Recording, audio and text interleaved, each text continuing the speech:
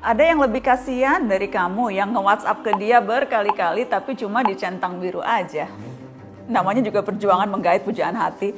Walau nggak dibalas emot senyum, apalagi emot cium, setidaknya masih ada sisi romantisnya kan ya. Tapi coba anggota DPR, bukan romantis tapi tragis. Nggak dikasih senyum, langsung kicep. Udah dengar beritanya? Di tengah rapat kerja, ada anggota Badan Anggaran DPR RI yang mengaku ciut nyali melihat Menko Marves Luhut Binsar Panjaitan jarang senyum. Nyali saya ciut, Pak. Saya akan tanya, tapi Bapak nggak senyum. Dari awal Bapak sudah injek gas, kenceng banget. Gimana caranya saya masuk ruang-ruang itu? Mungkin memang bercanda ya.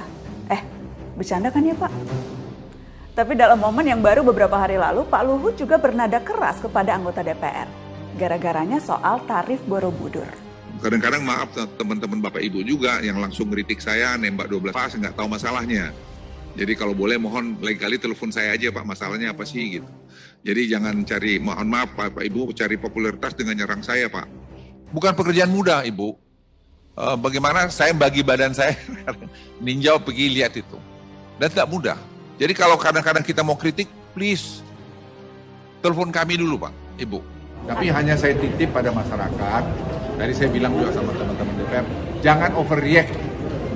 Ya, apalagi pejabat negara, apalagi anggota DPR, terus berkomentar yang sepertinya kita tidak melakukan studi, kita lakukan studi dengan baik. Jadi kita jangan jadi bangsa yang nyinyir gitu loh.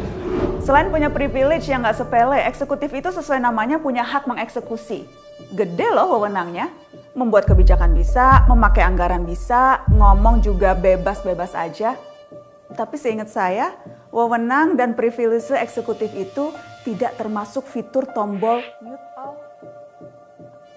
Rakyat dibungkam itu cerita lama. Netizen bisa bebas sekarang ngomong apa aja. Tapi DPR diminta nelpon langsung, japri-japrian, terkait kebijakan pemerintah yang perlu direspon. Nah, ini yang mau kita bahas. Salah satu tugas DPR itu memantau kerja eksekutif, pengawasan.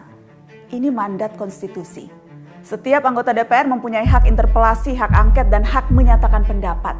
Semuanya itu untuk apa? Dalam rangka mengawasi eksekutif. Mengawasi di situ jelas kan ya? Dengan bicara. Kata parlemen itu berasal dari bahasa Prancis parler, artinya untuk berbicara, ngomong. Kalau mengawasi tapi nggak ngomong, atau misalnya nggak boleh ngomong, itu DPR atau CCTV sih? Mending kita patungan beli CCTV aja. Nggak perlu bayarin gaji DPR segorden-gordennya. Senator, legislator, memang perlu nyinyir. Dalam artian memang harus ngomong, termasuk ikut menyuarakan aspirasi rakyat. Kalau nggak ngomong ya bukan DPR.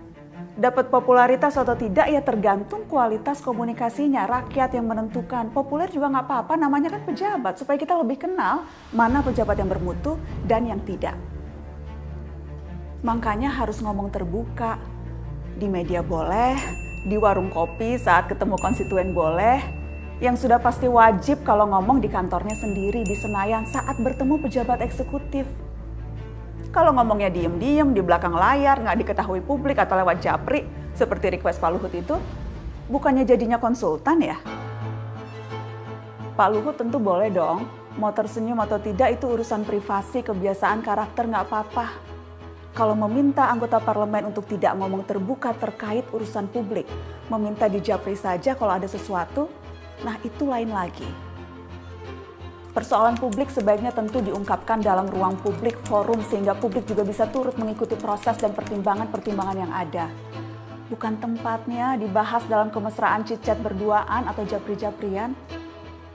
Ini menggambarkan tata kelola negara kita yang masih kebiasaan ditangani secara informal, diam-diam, dari sebuah lorong gelap, tiba-tiba keluar sebuah kebijakan, dan mereka yang mempertanyakan ditodong, mana datanya untuk mengkritik. By the way, Big Data 110 juta warganet minta tunda pemilu, kayaknya belum dibuka juga tuh. Yuk, para anggota DPR lebih tajam. Yuk, bisa yuk. Cara mengawal pemerintah agar semakin bermutu adalah dengan menjadi partner diskusi yang kuat, setara, dan berintegritas. Masa karena Pak Luhut nggak senyum terus keder?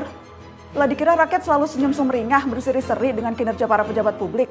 Kan nggak juga.